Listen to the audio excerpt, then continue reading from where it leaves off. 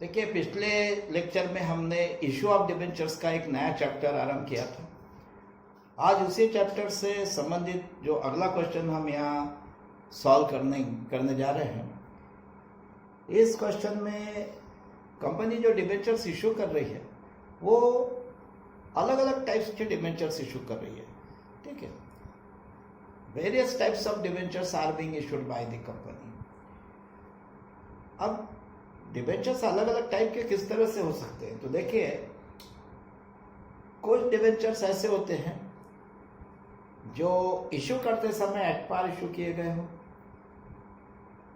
लेकिन उनका redemption premium पे होने वाला हो। अब रिडीम्शन एट प्रीमियम का मतलब क्या होता है, पहले तो ये जान लीजिए कि रिडीम्शन क्या है। मैंने पिछले लेक्चर में बताया था कि कंपनी जब डिबेंचर इशू करके फंड्स इकट्ठा करती है, कैपिटल इकट्ठा करती है अपने बिजनेस के लिए, तो कैपिटल बोरोड कैपिटल कहलाता है, डेब्ट कैपिटल। मतलब वो ऐसा माना जाता है कि कंपनी ने डिबेंचर इशू करके लोगों से, डिबेंचर होल्डर से एक तरह से लोन लिया है। ठीक है, अब यदि वो लोन माना जाता है तो फिर लोन तो यदि किसी से लिया है तो उसका रिपेमेंट भी करना पड़ता है। यदि कंपनी ने डिबेंचर इशू करके डिबेंचर होल्डर से लोन लिया है तो फिर उस लोन का कभी ना कभी कंपनी रिपेमेंट भी करेगी। मतलब वो डिबेंचर इशू करके जो अमाउंट लोगों से इकट्ठा किया है उसका कभी ना कभी कंपनी रीपेमेंट करेगी। मतलब जिन लोगों से वो अमाउंट कंपनी ने इकट्ठा किया है डिबेंचर इशू करके, कुछ सालों बाद वही अमाउंट डिबेंचर होल्डर को कंपनी रीपे करती है, वापस लौटाती है। और इस रीपेमेंट की प्रोसेस जो है, इसे कहा जाता है रिडीम्शन।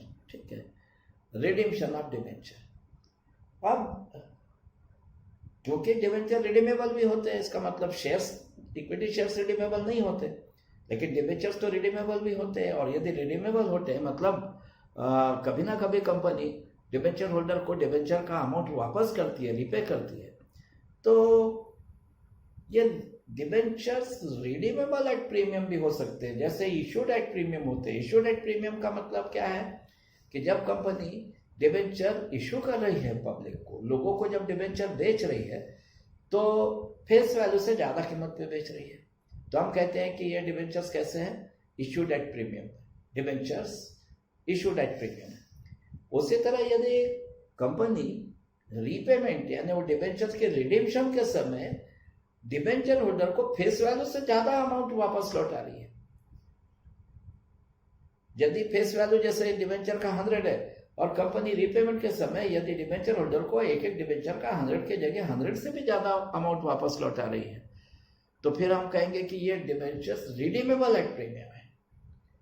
इशूड एट प्रीमियम और रिडीमेबल एट प्रीमियम, इसमें फर्क केवल इतना है कि इशूड एट प्रीमियम का मतलब ये होता है कि कंपनी जब डिबेंचर इशू कर रही है, पब्लिक को डिबेंचर सेल कर रही है, उस समय फेस वैल्यू से ज्यादा कीमत पे सेल कर रही है। मतलब कंपनी डिबेंचर होल्डर से फेस वैल्यू से ज्यादा कीमत वसूल कर रही है, तो वो इशूड एट प्रीमियम कहलाएंगे। लेकिन यदि कंपनी रिडीम्शन के समय डिबेंचर्स का अमाउंट डिबेंचर होल्डर को रीपे करते समय फेस वैल्यू से ज्यादा अमाउंट रीपे कर रही है, फेस वैल्यू से ज्यादा अमाउंट लौटा रही है, तो फिर हम कहेंगे कि ये डिबेंचर्स रिडीमेबल एट प्रीमियम है। ऐसे डिबेंचर्स का रिडीम्शन प्रीमियम पे हो रहा है। तो कुछ डिबेंचर्स ऐसे हो सकते हैं जो इशूड एट पार हो, मतलब इशू करते समय तो एट पार इशू किए, लेकिन उनका रिडीम्शन प्रीमियम पे होने वाला है, जिनको हम कहेंगे debentures issued at par and redeemable at premium. कोई डिबेंचर ऐसे भी हो सकते हैं जो कंपनी ने इशू करते समय तो डिस्काउंट पे इशू किए, पर रिडीमेबल एट प्रीमियम है। डिस्काउंट पे इशू किए मतलब कंपनी ने जब डिबेंचर बेचे हैं लोगों को, पब्लिक को, तो उस समय तो फेस वैल्यू से कम कीमत पे बेचे, लेकिन जब उनका रिडीम्शन करेंगे, उन्हीं डिबेंचर का अमाउंट जब डिबेंचर होल्डर को रीपे करेंगे तो फेस वैल्यू से ज्यादा अमाउंट लौटाएगी। तो ऐसे डिबेंचर्स को हम कहेंगे debentures issued at discount but redeemable at premium. तो कुछ डिबेंचर ऐसे भी हो सकते हैं issued at discount, redeemable at premium. और कुछ डिबेंचर ऐसे भी हो सकते हैं जिनको कंपनी इशू करते समय भी प्रीमियम पे इशू कर रही है और उनका रिडीम्शन भी प्रीमियम पे करेगी। मतलब इशू करते समय जब कंपनी डिबेंचर इशू कर रही है, बेच रही है पब्लिक को, तो डिबेंचर होल्डर से फेस वैल्यू से भी अधिक कीमत वसूल कर रही है, फेस वैल्यू से ज्यादा कीमत पे बेच रही है, तो उसको कहेंगे इशूड एट प्रीमियम। लेकिन वही डिबेंचर जब उनका रिडीम्शन किया जाएगा तो कंपनी डिबेंचर होल्डर को रिडीम्शन के समय भी फेस वैल्यू से अधिक अमाउंट रिपे करेगी, हर डिबेंचर का जो फेस वैल्यू उससे ज्यादा अमाउंट रिपे करेगी। तो फिर ये कहा जाएगा कि वो डिबेंचर रिडीमेबल भी प्रीमियम पे है, issued at premium, redeemable at premium. Issue करते समय भी प्रीमियम पे, रिडीम्शन के समय भी प्रीमियम पे। तो ऐसे डिबेंचर्स को हम कहेंगे debentures issued at premium and redeemable at premium. तो इस तरह से डिबेंचर जो कंपनी इशू करती है अलग अलग टाइप्स के हो सकते हैं। कोई debentures issued at par, redeemable at premium हो सकते हैं। कोई debenture issued at par, redeemable at par हो सकते हैं। और उनसे संबंधित क्वेश्चन तो हम पहले ही लेक्चर में सॉल्व कर चुके हैं। वो इस तरह के डिबेंचर थे जो हमने पहले लेक्चर में जो क्वेश्चन सॉल्व किया था, उसमें जो डिबेंचर्स इशू कर रही थी कंपनी, वो issued at par and redeemable at par भी थे, issued at discount and redeemable at par भी थे, और issued at premium and redeemable at par थे। इसके पहले के लेक्चर में जो क्वेश्चन हमने सॉल्व किया उसमें जो डिबेंचर्स कंपनी इशू कर रही थी वो 3 टाइप के थे। Debentures issued at par and redeemable at par, debentures issued at discount and redeemable at par, and debentures issued at premium and redeemable at par.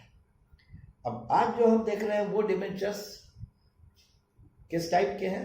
Debentures issued at par and redeemable at premium, debentures issued at discount and redeemable at premium, and debentures issued at premium and redeemable at premium. अब इस case में debentures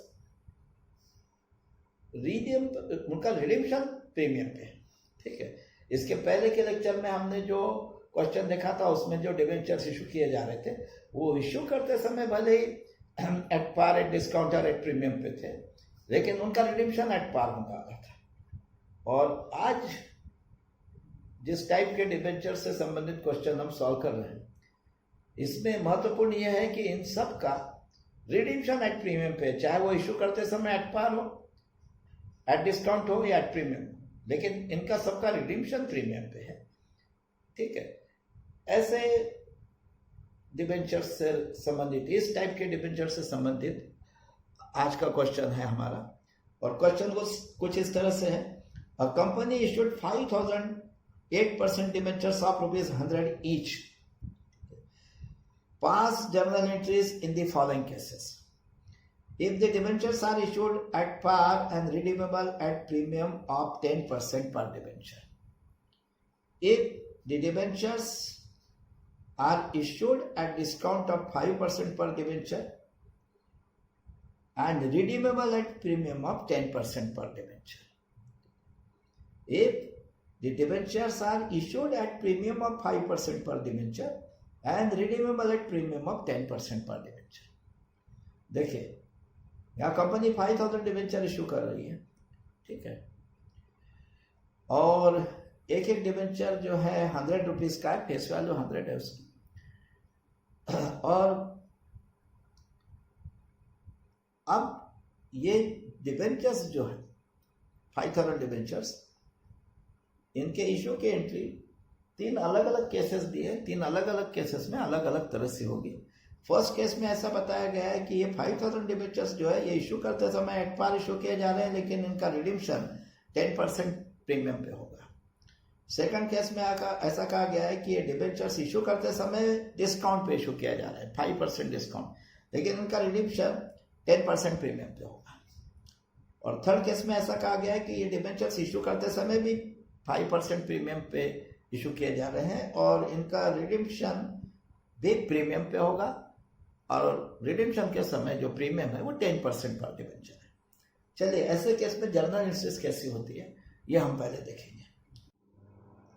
देखिए अब case 1 में किस तरह की entries होगी। केस 1 में यह कहा गया है कि ये जो डिबेंचर्स इशू कर रही है कंपनी, ठीक है, 5,000 डिबेंचर्स ये इशू करते समय तो एट पार इशू कर रही है, मतलब 100 रुपीज अगर फेस वैल्यू है तो 100 रुपीज में ही पब्लिक को बेच रही है कंपनी, लेकिन इनका रिडीम्शन 10% प्रीमियम पे होने वाला है।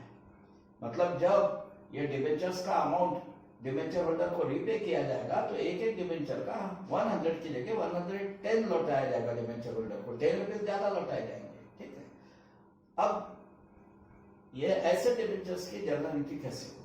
तो देखिए, इश्यू करते समय तो कंपनी 100 का डिबेंचर 100 रुपीज में ही बेच रही है पब्लिक को, और इस तरह से 5000 डिबेंचर्स कंपनी ने यदि बेचे है तो एक एक डिबेंचर का 100 रुपीज लिया है, तो 5000 डिबेंचर्स का 5000 इंटू 100 5 लाख रुपीज कंपनी के बैंक अकाउंट में आ गया। ठीक है, 5000 डिबेंचर्स एक एक डिबेंचर 100 रुपीज पे बेचकर 5 लाख रुपीज कंपनी के बैंक अकाउंट में आएगा, तो बैंक अकाउंट को हम डेबिट कर देंगे 5 लाख से। बैंक अकाउंट डेबिट 5 लाख, और क्योंकि डिबेंचर लमसम पेमेंट बेसिस पे इशू किए जा रहे हैं, मतलब एक एक डिबेंचर का पूरा इशू प्राइस कंपनी एक साथ ले रही है, एप्लीकेशन के साथ ही ले रही है। तो जब भी लमसम पेमेंट बेसिस पे डिबेंचर इशू होते हैं तो आपको पता है कि फर्स्ट एंट्री में बैंक अकाउंट डेबिट करने के बाद जो अमाउंट हम बैंक अकाउंट में डेबिट करते हैं उसे debenture application and allotment account में क्रेडिट भी किया जाता है। ठीक है, यदि लमसम पेमेंट बेसिस पे डिबेंचर इशू हो रहे हैं तो ये जो एप्लीकेशन बनी है जो कंपनी के बैंक अकाउंट में आया है, इसे बैंक अकाउंट में डेबिट करके debenture application and allotment account में क्रेडिट करना होता है। तो मैं इसे debenture application and allotment account में क्रेडिट भी कर दूंगा to debenture application and allotment account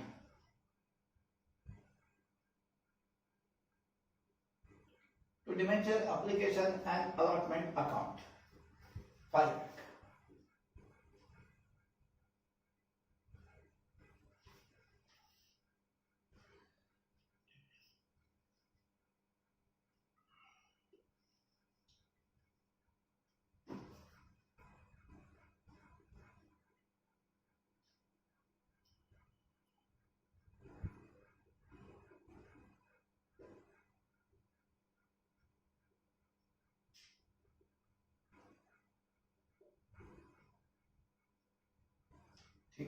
देखिए, ये फर्स्ट एंट्री हो गई जब एप्लीकेशन बनी कंपनी के बैंक अकाउंट में आया 5000 डिबेंचर इशू करने पर। वो एंट्री किस तरह से हो गई? Bank account debit 5 lakh to debenture application and allotment account 5 lakh. अब सेकंड एंट्री में क्या किया जाता है? ये जो एप्लीकेशन बनी है जिसे हमने फर्स्ट एंट्री में debenture application and allotment account में क्रेडिट किया है, उसे यहां से डिबेंचर अकाउंट में ट्रांसफर करना होता है। तो जब इसे डिबेंचर अकाउंट में ट्रांसफर किया जाता है यहां से, तो पहले तो ये debenture application and allotment account में क्रेडिट किया गया है फर्स्ट एंट्री में, तो उसे अब यदि डिबेंचर अकाउंट में ट्रांसफर करना है तो पहले ये debenture application and allotment account से रिवर्स करना होगा। मतलब फर्स्ट एंट्री में यदि ये 5 lakh debenture application and allotment account में क्रेडिट किया है, तो सेकंड एंट्री में पहले उसे debenture application and allotment account से रिवर्स करने के लिए debenture application and allotment account को डेबिट किया जाएगा 5 लाख से। तो मैं पहले debenture application and allotment account को डेबिट कर देता हूं 5 लाख से।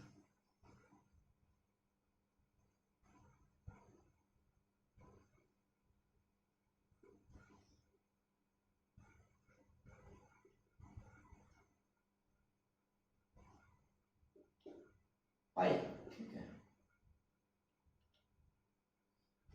Debenture application and allotment account debit 5 lakh, क्योंकि इसे डिबेंचर अकाउंट में ट्रांसफर करने के लिए पहले debenture application and allotment account से रिवर्स करना जरूरी था। ठीक है, पहले वो debenture application and allotment account में क्रेडिटेड था फर्स्ट एंट्री में 5 लाख, वहां से रिवर्स करने के लिए मैंने सेकंड एंट्री में उस 5 लाख को debenture application and allotment account में डेबिट कर दिया। अब एक चीज और है, ये जो डिबेंचर्स है, अब यदि ये रिडीमेबल एट प्रीमियम ना होते तो हम ये पूरा 5 लाख जैसा debenture application and allotment account में डेबिट किया है सेकंड एंट्री में, इसे डिबेंचर अकाउंट में क्रेडिट कर देते थे और बस एंट्री खत्म हो जाती थी। लेकिन यहाँ पे क्योंकि ये डिबेंचर्स रिडीम्पशन के समय 10% प्रीमियम पे रिडीम होने वाले हैं। अब यदि ये डिबेंचर्स 10% प्रीमियम पे रिडीम होने वाले हैं, मतलब रिडीम्पशन के समय, ये डिबेंचर्स के रीपेमेंट के समय कंपनी डिबेंचर होल्डर को एक एक डिबेंचर का 100 रुपीज की जगह 110 रुपीज लौटाने वाली है। हर डिबेंचर पे 10 रुपीज ज्यादा लौटाने वाली है। तो फिर 5000 डिबेंचर्स पे 10 रुपीज पर डिबेंचर के हिसाब से 5000 इंटू 10 50,000 रुपीज का कंपनी को लॉस होने जा रहा है, क्योंकि ये डिबेंचर्स का फेस वैल्यू 100 रुपीज था, लेकिन प्रीमियम पे रिडीम्पशन होने वाला है 10% प्रीमियम पे, यानी हर डिबेंचर के पीछे 10 रुपीज ज्यादा लौटाने होंगे कंपनी को। जब डिबेंचर होल्डर को कंपनी लौटाएगी हर डिबेंचर पे 10 रुपीज फेस वैल्यू से ज्यादा लौटाएगी।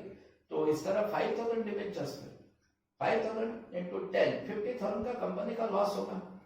अब लॉस या एक्सपेंडिचर डेबिट किया जाता है, हमारा अकाउंट्स का रूल है debit all expenses and losses. तो इस लॉस को कहीं ना कहीं हमें डेबिट करना होगा। तो इस लॉस को हम loss on issue of debenture account में डेबिट करेंगे, ठीक है, क्योंकि ये लॉस है, लॉस डेबिट होता है, तो loss on issue of debenture account में इसे डेबिट करेंगे।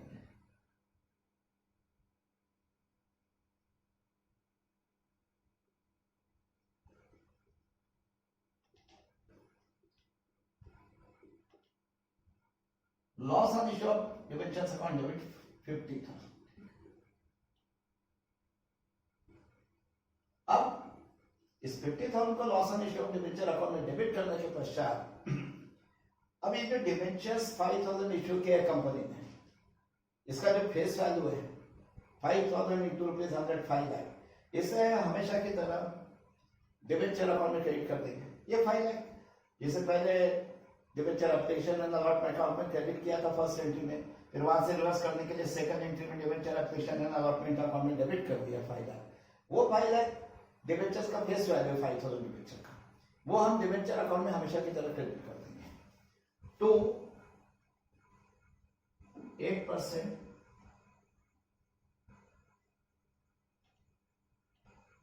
Debentures account 5 lakh. और देखिए ये जो 50,000 का लॉस है जो डिबेंचर्स का रिडीम्पशन प्रीमियम पे किए जाने के कारण हो रहा है, इसे एज ए लॉस हमने एक तरफ loss on issue of debenture account में डेबिट कर दिया, पर ये 50,000 कंपनी के ऊपर एक एडिशनल लायबिलिटी भी बन गया है।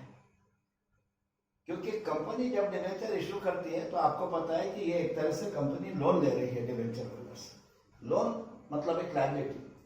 तो असल में कंपनी ने जब 5,000 डिबेंचर इश्यू किए और एक एक डिबेंचर का फेस वैल्यू 100 रुपीज है, तो 5,000 इंटू 100 5 लाख रुपीज ये जो डिबेंचर का फेस वैल्यू है, ठीक है, इस पे 50,000 और एडिशनल प्रीमियम का अमाउंट ऐड करके 5,50,000 डिबेंचर होल्डर को लौटाएगी कंपनी।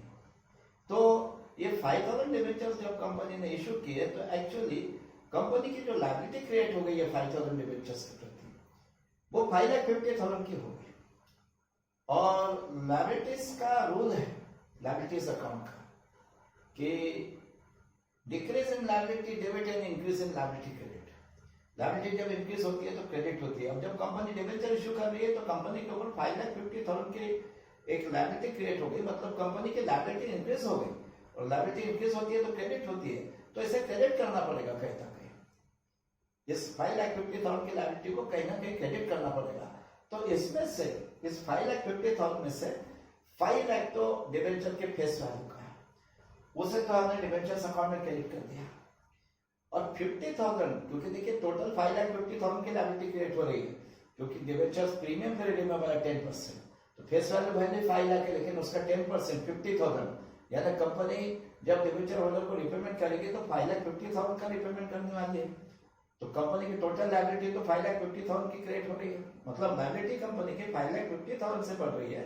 तो 5,50,000 एज ए लायबिलिटी कहीं क्रेडिट होना चाहिए, तो उसमें से 5 लाख जो डिबेंचर की फेस वैल्यू का अमाउंट है वो तो हमने डिबेंचर अकाउंट में क्रेडिट कर दिया, और ये जो एडिशनल 50,000 की लायबिलिटी और क्रेडिट हो गई, ये डिबेंचर का रिडीम्पशन प्रीमियम पे किए जाने के कारण उस 50,000 को premium on redemption of debenture account में क्रेडिट करना पड़ता है, तो उससे आप 2 premium on redemption of debenture account में क्रेडिट करेंगे।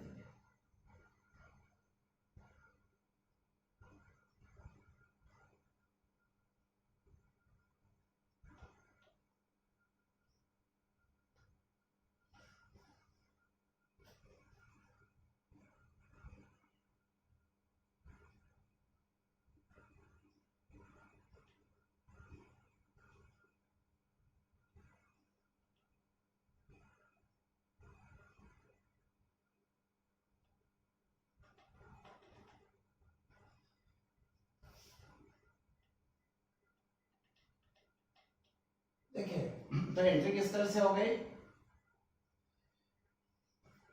Debenture application and allotment account debit 5 lakh, loss on issue of debenture account debit 50,000 to 8% debenture account 5 lakh to premium on redemption of debenture account 50,000। तो अब ये केस 1 जो था, जिसमें company ऐसे debenture issue कर रही थी जो इशूड एट पार है बट रिडीमेबल एट 10% प्रीमियम है, इस केस में 2 एंट्री कैसी होगी? First entry, bank contribute 5 lakh to debenture application and allotment account 5 lakh. Second entry, debenture application and allotment account debit 5 lakh, loss on issue of debenture account debit 50,000 to 8% debenture account 5 lakh to premium on redemption of debenture account 50,000। ये case number 1 में 2 entries हो गई।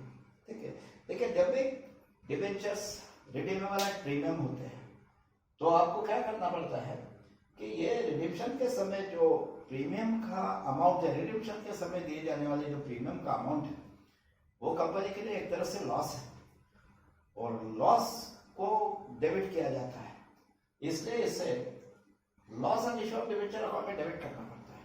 ठीक है, और दूसरी तरफ क्योंकि ये एक तरह से लायबिलिटी भी बन गया है कि कंपनी जब भी डिबेंचर्स का रिडम्पशन करेगी फेस वैल्यू से ज्यादा अमाउंट वापस लौटाएंगे डिबेंचर होल्डर को फेस वैल्यू के ऊपर, और प्रीमियम का अमाउंट जो है, ठीक है, जैसे यार 5 लाख फेस वैल्यू है लेकिन ऊपर 50,000, कंपनी 50,000 और ज्यादा लौटाने वाली है, जिसे हम कहेंगे प्रीमियम ऑन रिडम्पशन का अमाउंट, वो भी एक लायबिलिटी है। तो उस premium on redemption of debenture का जो अमाउंट है, ठीक है, वो एक एडिशनल लायबिलिटी बन रहा है, उसे भी कहीं क्रेडिट करना पड़ता है, तो उसे premium on redemption of debenture account में क्रेडिट करना पड़ेगा। वो एक तरफ लॉस में है, ठीक है, और इसलिए उसे loss on issue of debenture account में डेबिट करना पड़ेगा, लेकिन दूसरी तरफ वो एक लायबिलिटी भी है क्योंकि जब भी डिबेंचर का रिडम्पशन होगा कंपनी को उतना अमाउंट डिबेंचर होल्डर को पे करना है, इट्स पेएबल अमाउंट, लायबिलिटी, और इसलिए एज अ लायबिलिटी से premium on redemption of debenture account में क्रेडिट भी करना होगा। ठीक है, अब फर्स्ट एंट्री का मैं नरेशन मैंने यहाँ लिखा नहीं, चलिए मैं नरेशन में लिख देता हूँ, दोनों ही एंट्री का लिख देता हूँ, सेकंड का भी नहीं लिखा है मैंने, B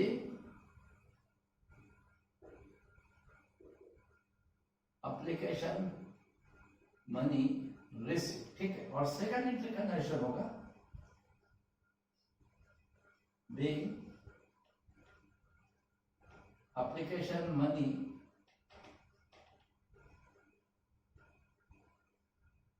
transferred to debentures account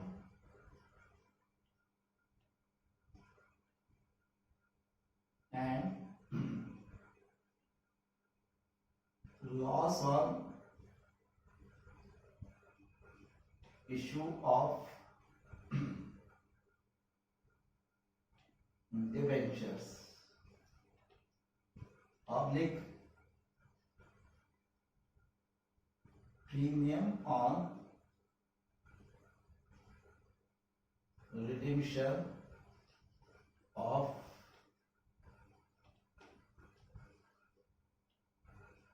debentures at this date। देखिए, फर्स्ट एंट्री का narration being application money received, or second condition being application money transferred to debenture account and loss on issue of debenture oblique premium on redemption of debentures at this date। ठीक है,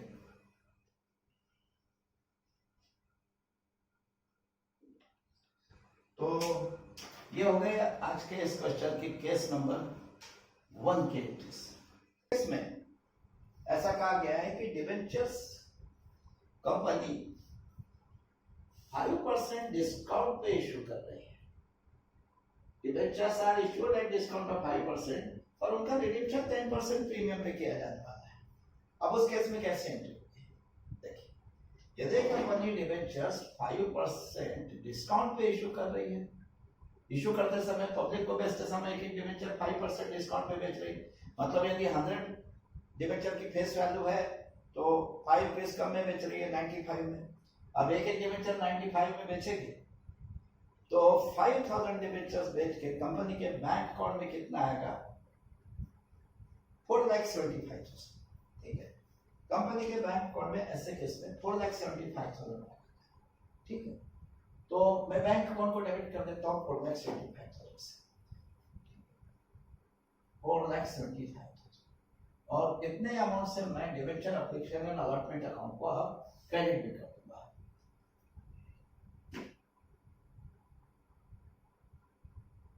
ये 4,75,000 क्यों आया, क्योंकि यहाँ पे इस केस में कंपनी एक डिवेंचर केवल 95 रुपीज में बेच रही है पब्लिक को, तो 95,000 debentures multiplied by 5,000 debentures multiplied by ₹95, वो अमाउंट हो रहा है 4,75,000।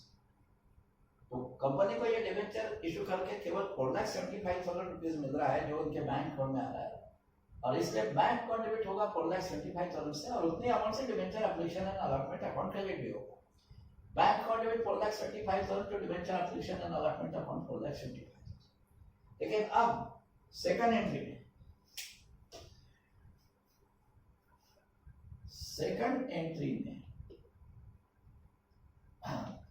आप debenture application and allotment account को तो उतने अमाउंट से डेबिट करेंगे जितने अमाउंट से फर्स्ट एंट्री में क्रेडिट किया था।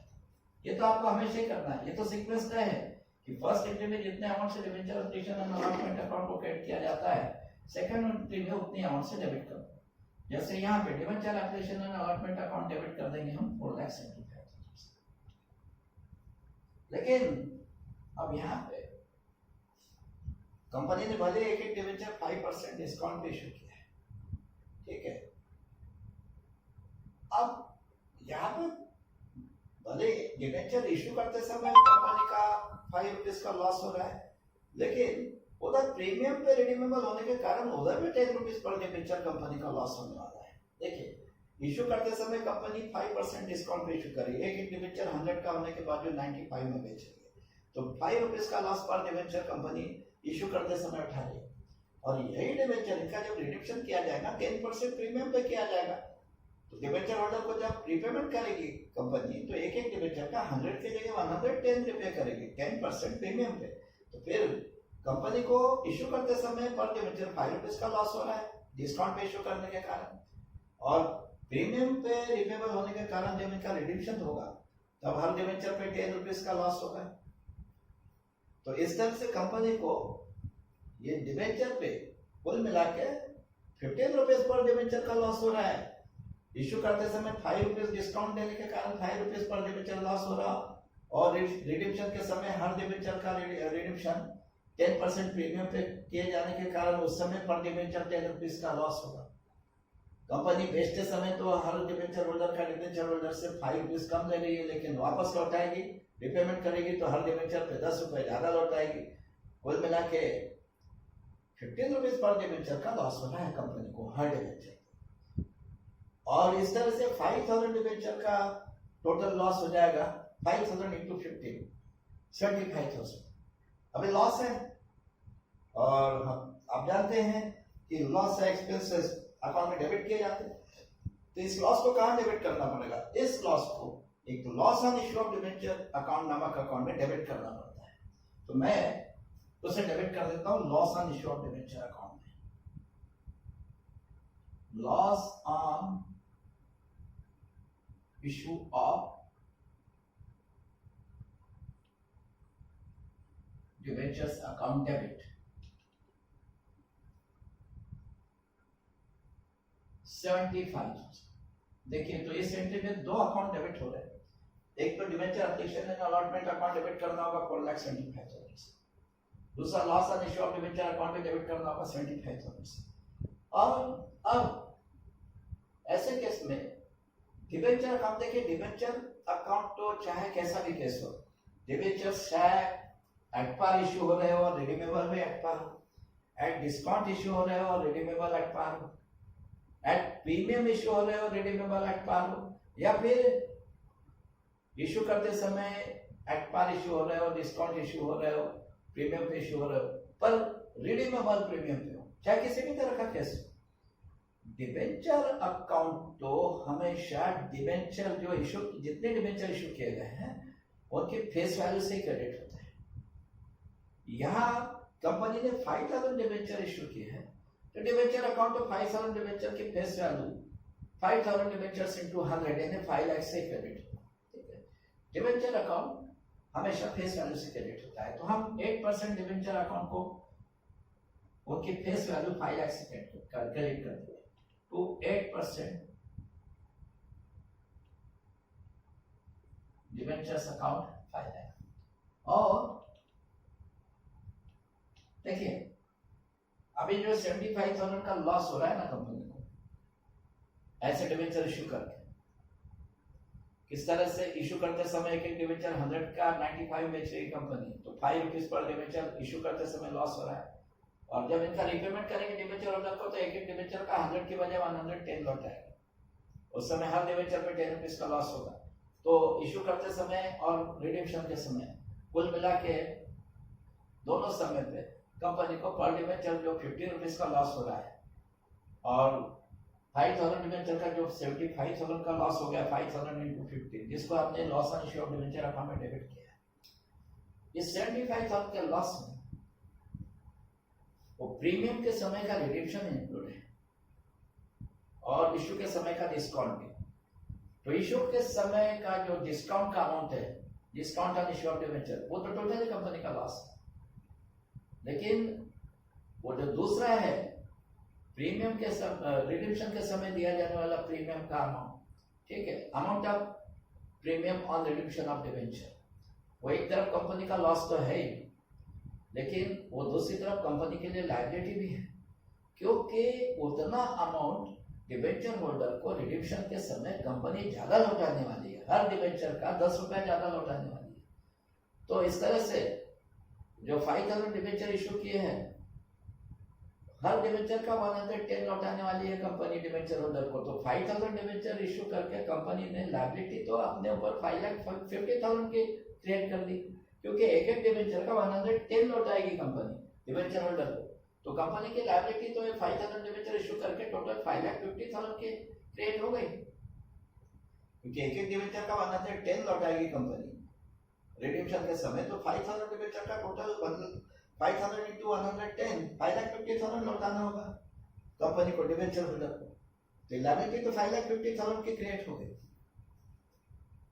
अब उसमें से 5 लाख की लायबिलिटी तो ये डिबेंचर्स की फेस वैल्यू है जिसको डिबेंचर अकाउंट में क्रेडिट करते हैं, और ऊपर के 50,000 की लायबिलिटी वो डिबेंचर्स को प्रीमियम पे रिडीम किए जाने के कारण क्रिएट हो रही है, वो premium on redemption of debenture की लायबिलिटी। अब वो 50,000 इस लॉस में इंक्लूड है, अब वो एक तरफ यहाँ डेबिट तो हो गया है, ये 75,000 में 50,000 में इंक्लूड है कौन सा, premium on redemption of debenture का अमाउंट, ठीक, premium on redemption of debenture, वो 50,000 इसमें इंक्लूड है, और इशू के समय के डिस्काउंट का भी 25,000 का अमाउंट इसमें इंक्लूड है, discount on issue of debenture, और वो discount on issue of debenture का जो 25,000 का अमाउंट इसमें इंक्लूड है 75,000 में, वो केवल लॉस है, इसलिए उसको हमने यहाँ loss on issue of debenture account में डेबिट कर दिया। पर इसके साथ जो 50,000 premium on redemption of debenture का अमाउंट है, वो लॉस होने के साथ साथ कंपनी पे लायबिलिटी भी क्रिएट कर रहा है। क्यों? मैंने अभी बताया कंपनी डिबेंचर का जब रिपेमेंट करेंगे, रिडीम्पशन करेगी, तो हर डिबेंचर का 110 इस तरह 5,000 डिबेंचर का 5,50,000 रिपे करेगी डिबेंचर होल्डर, तो इसमें 5 लाख तो ये डिबेंचर्स के फेस वैल्यू से रिलेटेड लायबिलिटी थी, लेकिन ऊपर और 50,000 की जो एडिशनल लायबिलिटी क्रिएट हो गई, ये प्रीमियम और रिडम्पशन ऑफ डिबेंचर की लायबिलिटी है, डिबेंचर्स को प्रीमियम पे रिडीम करने के कारण होने वाली लायबिलिटी है, ठीक है।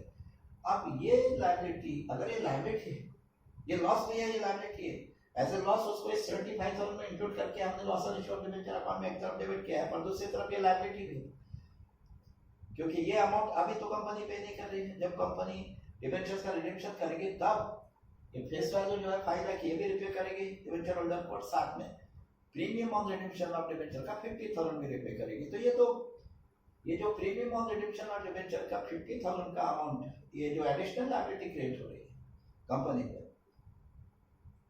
ये कहीं ना कहीं क्रेडिट करना होगी, क्योंकि ये रिडेम्पशन के समय पे करना है 50,000 डॉलर 5 लाख के साथ, और 50,000 रिडेम्पशन के समय पे किए जाने वाले। तो अभी तो फिलहाल ये कंपनी जब डिबेंचर इशू कर रही है, ये कंपनी के लिए लायबिलिटी बन गई कि फ्यूचर में भाई 5 लाख नहीं, डिबेंचर होल्डर को 50,000 और ज्यादा लौटाना है। तो 50,000 एक तरफ कंपनी के लिए लॉस है, तो दूसरी तरफ लायबिलिटी भी बन गया है। और लायबिलिटी कंपनी की जब इंक्रीज होती है, किस लायबिलिटी अकाउंट का रूल है decrease in liability debit, increase in liability credit. यहाँ कंपनी की लायबिलिटी 50,000 से इंक्रीज हो गई। ये जो डिबेंचर इशू कर रही है कंपनी, ये प्रीमियम पे रिडीमेबल है, और इनके प्रीमियम पे रिडीमेबल होने के कारण कंपनी की लायबिलिटी 50,000 से बढ़ गई। डिबेंचर इशू करके जो 5 लाख इकट्ठा किया था वो तो लायबिलिटी है 50,000 और बढ़ गई, और लायबिलिटी इंक्रीज होती है तो क्रेडिट होती है, तो इसे कहीं क्रेडिट करना पड़ेगा। तो इसको हम premium on redemption of debenture account में क्रेडिट करेंगे, ठीक है। To,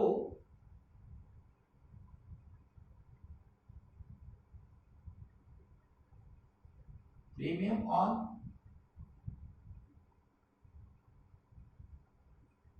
redemption of debentures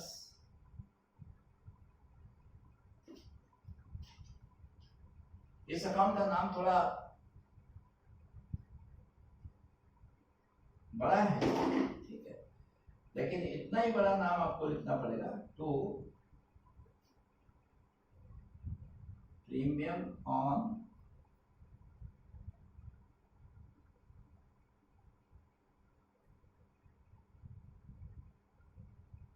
redemption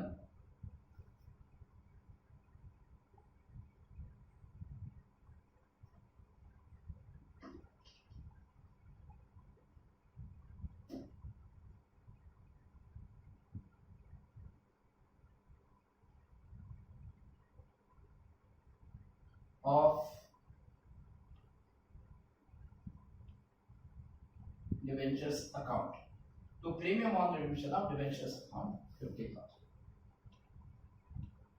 देखिए तो ये एंट्री कैसी हो गई, debenture application and allotment account debit 4,75,000, loss on issue of debentures account debit 75,000, to 8% debenture account 5 lakh, to premium on redemption of debentures account 50,000। चलिए ये हो गया केस 2, जिसमें कंपनी अपने डिबेंचर्स इशू करते समय डिस्काउंट पे इशू कर रही है, लेकिन रिडेम्पशन प्रीमियम पे किया जाएगा, ठीक है। अब इसके बारे में मैं एक बार फिर से इसकी एंट्री कैसी करना है इसके बारे में मैं आपको बता देता हूँ शॉर्ट में।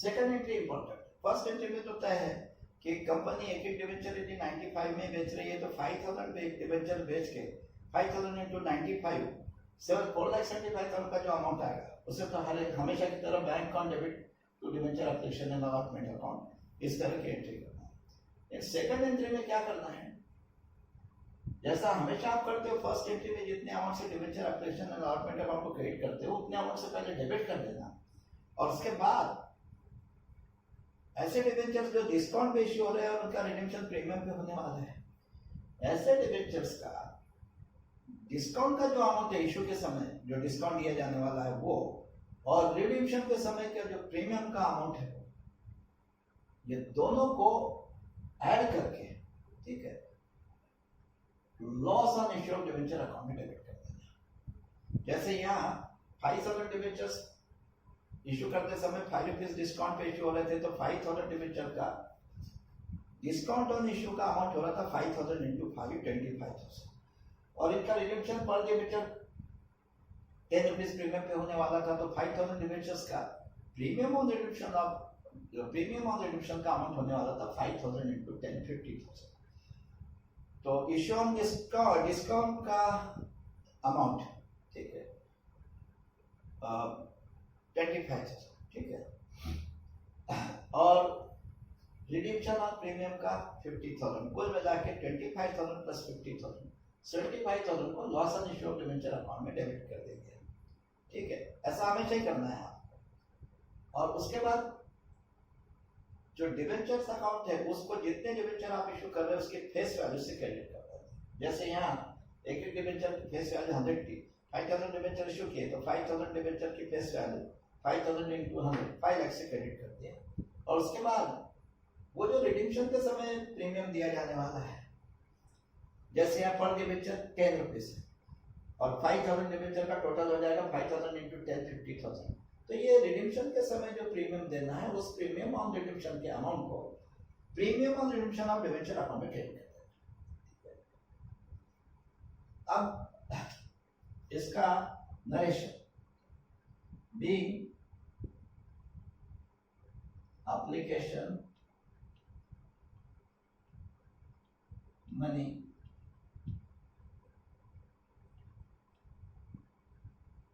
transferred to debentures account and discount on issue public premium on redemption at this date.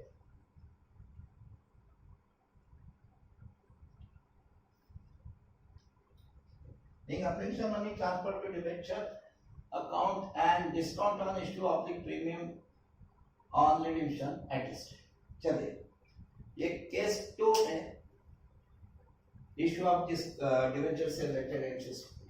अब केस 3 में ऐसा कहा गया है कि कंपनी ये डिबेंचर्स इशू करते समय प्रीमियम पे इशू करे, इशू करते समय भी प्रीमियम पे इशू करे, इशू करते समय 5% प्रीमियम पे इशू करे, ठीक है, और रिडीम्पशन के समय 10% प्रीमियम पर रिडीम्पशन करे, issued at premium of 5% and redeemable at premium of 10%। यहाँ पे कैसी एंट्री होगी? यहाँ पे कंपनी इशू करते समय भी 5% प्रीमियम पे इशू कर रही, मतलब डिबेंचर होल्डर को एक एक डिबेंचर जब बेच रही फेस वैल्यू से 5 रुपए ज्यादा में बेच रही, फेस वैल्यू 100 है तो 5 रुपए प्रीमियम यानी 105 रुपए 105 में एक एक डिबेंचर इशू कर रही है। 5,000 डिबेंचर इशू करके कितना अमाउंट आ जाएगा बैंक अकाउंट में कंपनी के? एक एक डिबेंचर का 105, तो 5,000 डिबेंचर का हो जाएगा 5,25,000। तो बैंक अकाउंट कंपनी का डेबिट हो जाएगा 5,25,000 से, और उतने अमाउंट हम debenture application and allotment account में क्रेडिट भी कर देंगे, 5,25,000 being application money received। लेकिन अब इस केस में सेकंड एंट्री कैसे? सेकंड एंट्री में हम हमेशा की तरह debenture application and allotment account को तो उतनी अमाउंट से डेबिट कर देंगे जितने अमाउंट से हमने फर्स्ट एंट्री में क्रेडिट किया। ये आपको हमेशा ही करना है, मैं पहले भी बता चुका हूं। अब यहाँ आपने फर्स्ट एंट्री में debenture application and allotment account को यदि 5,25,000 से क्रेडिट किया था, तो अब उसको डेबिट भी हम 5,25,000 से करते हैं, ठीक है।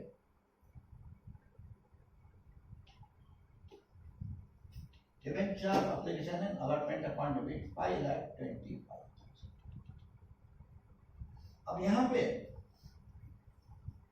इशू करते समय किसी प्रकार का लॉस नहीं है कंपनी, क्योंकि इशू करते समय तो कंपनी उल्टा फेस वैल्यू से 5 रुपए ज्यादा में इशू कर रही है।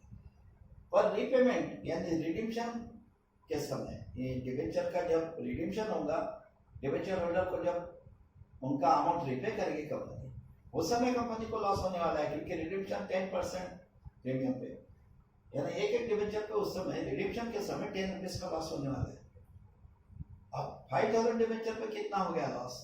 5,000 इंटू 10, 50,000 रुपीज का कंपनी को रिडीम्पशन के समय प्रीमियम पे रिडीम्पशन होने के कारण लॉस होने वाला है। और अकाउंट का रूल है लॉस एक्सपेंसेस डेबिट किए जाते हैं, तो इस लॉस को हम loss on issue of debenture account में डेबिट कर देंगे, ठीक है। Loss on issue of debentures account debit 50,000। और क्योंकि मैंने पहले बताया कि चाहे डिबेंचर इशूड एट डिस्काउंट हो, इशूड एट पार हो, इशूड एट प्रीमियम हो, रिडीमेबल एट प्रीमियम हो, रिडीमेबल एट पार हो, किसी भी टाइप के डिबेंचर हो, डिबेंचर जब इशू होते हैं तो डिबेंचर अकाउंट तो उनके फेस वैल्यू से क्रेडिट होता है। जितने डिबेंचर इशू कर रहे हैं उनके फेस वैल्यू से, यार 5,000 डिबेंचर कंपनी ने इशू किए हैं, उनके फेस वैल्यू हो रही 5,000 into 100 5 लाख, तो डिबेंचर अकाउंट को तो 5 लाख से क्रेडिट करेंगे तो 8% डिबेंचर्स अकाउंट 5 लाख। अब यहाँ पे इशू करते समय कंपनी ने 5 रुपीज पर डिबेंचर प्रीमियम पे डिबेंचर इशू किए। एक डिबेंचर 100 की बजाय 105 में बेचा है डिबेंचर होल्डर। तो यहाँ इशू करते समय 5 रुपीज पर डिबेंचर के हिसाब से जो 5,000 डिबेंचर का 25,000 का अमाउंट है इशू के समय के प्रीमियम, ठीक है, रिडीम्पशन के समय के प्रीमियम का नहीं, डिबेंचर इशू करते समय जो प्रीमियम लिया है कंपनी ने उसका 25,000, वो 25,000 का अमाउंट सिक्योरिटी प्रीमियम अकाउंट में क्रेडिट करना पड़ेगा। क्योंकि आप जानते हो कि जब भी डिबेंचर प्रीमियम पे इशू होते हैं तो वो इशू डिबेंचर इशू करते समय जो प्रीमियम होता है वो प्रीमियम सिक्योरिटी प्रीमियम अकाउंट में क्रेडिट किया जाता है, तो उसको तो हमेशा की भांति सिक्योरिटी प्रीमियम अकाउंट में क्रेडिट कर देना। टू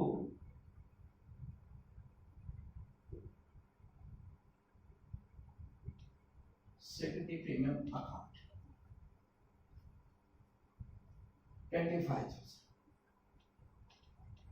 और जो रिडीम्पशन के समय प्रीमियम है, कंपनी जब ये डिबेंचर्स का रिपेमेंट करेगी, डिबेंचर होल्डर को रिडीम्पशन करेंगी, उस समय एक एक डिबेंचर का रिडीम्पशन 10% प्रीमियम पे करने वाली है। यानी फेस वैल्यू 100 है लेकिन कंपनी हर डिबेंचर का 110 रुपीज लौटाने वाली है डिबेंचर होल्डर।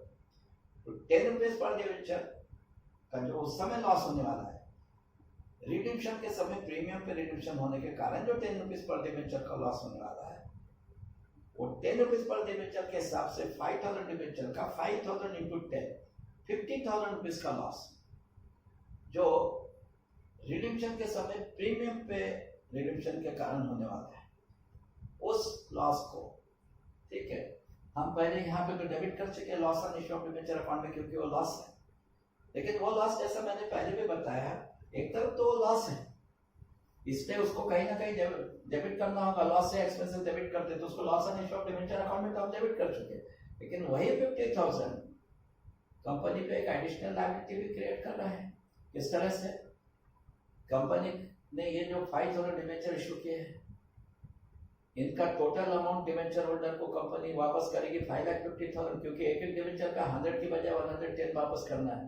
तो टोटल कंपनी पे 5,50,000 की लायबिलिटी क्रिएट कर रहे हैं डिबेंचर, और लायबिलिटी जब क्रिएट होती है तो क्रेडिट होती है। अभी 5,50,000 की लायबिलिटी जो डिबेंचर इशू करने से क्रिएट हुई है कंपनी पे, उसमें से 5 लाख जो फेस वैल्यू है वो तो हमने डिबेंचर अकाउंट में क्रिएट कर दिया। अब जो 50,000 प्रीमियम का अमाउंट है, रिडीम्पशन के समय जो प्रीमियम दिया जाने वाला है उसका अमाउंट, वो एक एडिशनल लायबिलिटी बन रहा है, वो हम हमेशा की तरह premium on redemption of debenture account में क्रेडिट करेंगे।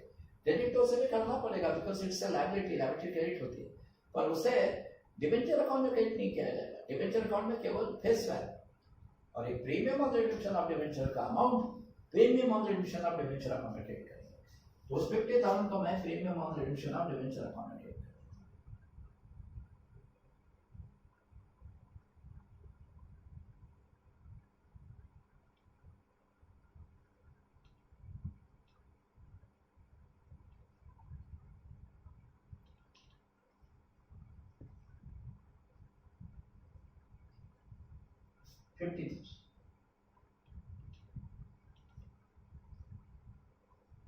देखिए तो एंट्री कैसी हो गई? Debenture application and allotment upon debit 5,25,000, loss on issue of debenture upon debit 50,000, तो 8% debenture upon 5 lakh, to secondary premium upon 25,000, to premium on redemption of debentures account 50,000, ठीक है। अब इस केस में भी दोनों एंट्री हो गई। ये केस नंबर 3 था, ये केस नंबर 3 में 3 entries. First entry bank on debit 5,25,000 debenture application and allotment account 5,25,000। Second entry debenture application and allotment account debit 5,25,000। Loss on issue of debenture account debit 50,000 to 8% debenture account 5 lakh to security premium account 25,000 to premium on redemption of debenture account 50,000। और देखिए debit credit भी tally हो गया। इस entry का debit का भी total 5,75,000 है, क्रेडिट का भी 5,75,000। बस इस प्रकार के केस में जब कंपनी डिवेंचर्स इशू करते समय भी प्रीमियम पे इशू कर रही है और उनका रिडीम्पशन भी प्रीमियम पे करने वाली है, उस केस में एक बात ध्यान रखना है। फर्स्ट एंट्री में तो डिवेंचर इशू करके जितना भी कैश मिल रहा है कंपनी को, वो पूरा bank account debit to debenture application and allotment account करना होगा आपको, ठीक है।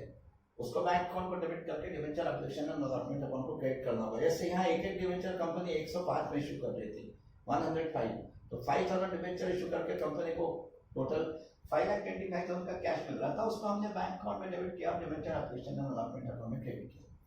सेकंड एंट्री में यह ध्यान रखना कि हमेशा की तरह फर्स्ट एंट्री में जितने अमाउंट से debenture application and allotment account को क्रेडिट किया है उतने अमाउंट से पहले debenture application and allotment account को डेबिट कर देना।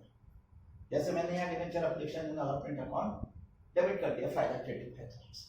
उसके बाद ये डिवेंचर्स जब रिडीम होंगे तो रिडीम्पशन के समय इन पे जितना प्रीमियम दिया जाने वाला है डिवेंचर होल्डर को, उस टोटल प्रीमियम का amount loss on issue of debenture account में डेबिट कर देना। जैसे यहाँ डिवेंचर जब रिडीम होने वाला है, रिडीम्पशन के समय एक एक डिवेंचर पे 10 रुपीज प्रीमियम, तो 5,000 डिवेंचर्स का अमाउंट हो रहा था 5,000 into 10 50,000, वो 50,000 loss on issue of debenture account में डेबिट कर दिया।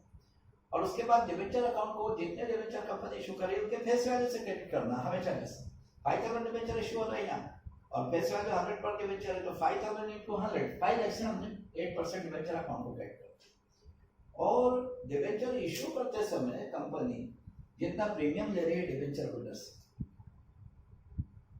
वो premium on issue of debenture, वो प्रीमियम आपको पता है सेक्रेटरी प्रीमियम अकाउंट में क्रेडिट होता है, उसे सेक्रेटरी प्रीमियम अकाउंट में क्रेडिट कर देना। जैसे यहाँ इशू करते समय कंपनी हर डिवेंचर पे 5 रुपीज प्रीमियम ले रही थी, तो 5,000 डिवेंचर इशू करके 5,000 into 5 25,000 जो कंपनी को मिला है इशू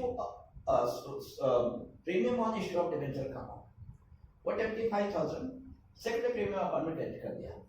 और जो रिडीम्पशन के समय दिया जाने वाला प्रीमियम है, प्रीमियम ऑन रिडीम्पशन, वो अमाउंट 50,000 वो कैसे आ रहा था, एक एक डिवेंचर पे 10 रुपीज प्रीमियम दिया जाने वाला है रिडीम्पशन के समय, तो 5,000 डिवेंचर का 5,000 into 10 50,000, वो प्रीमियम ऑन रिडीम्पशन का अमाउंट जो है उसे हमेशा की तरह premium on redemption of debenture account credit करना, ठीक है। It should be credited to premium on redemption of debenture account.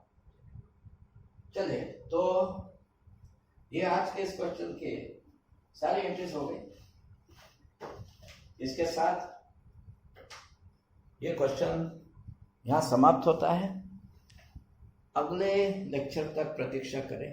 धन्यवाद।